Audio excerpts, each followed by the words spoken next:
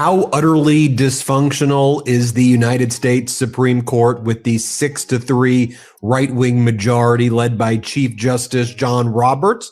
Well, the New York Times reported that Justice John Roberts has been secretly enforcing secret non-disclosure agreements for everybody who works in connection with the Supreme Court, from the staff to the paralegals to the clerks to the assistants. Everybody who's involved now has to sign these NDAs, which say that if you in any way speak with journalists or leak information, there will be very serious legal ramifications. Interesting. Who's going to make the ruling on that?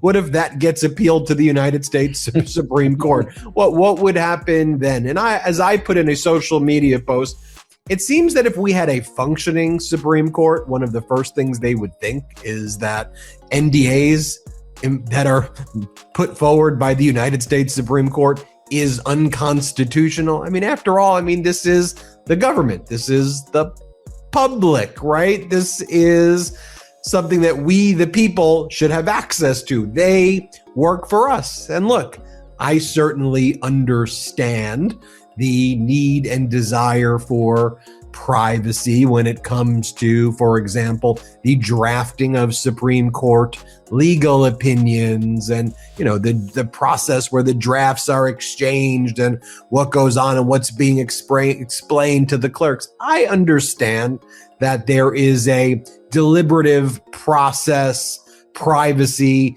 that is needed when it comes to how the sausage is made behind the scenes before an opinion is released. But the idea that it is not enough for the law clerks and the paralegals and the Supreme Court clerks, that their ethical responsibilities and the fact that it would be basically you'd be banished from the legal profession, there would be serious ramifications without an NDA. So for me, what this really speaks about is an overwhelming sense of paranoia in the Supreme Court.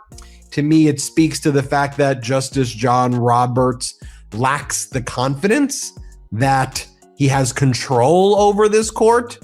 And, it's just interesting because, lots of people are very critical of NDAs in general in private companies to shield certain types of conduct. And so the fact that the Supreme Court is having secret NDAs and the fact that they didn't tell the public about it, that there had to be a New York Times expose to figure it out and find it out, I don't know, it just seems like it's a further erosion of democracy and Article 3 and what the public should have access to. And, to me, this shouldn't be a passing story that's just like, oh, more corruption.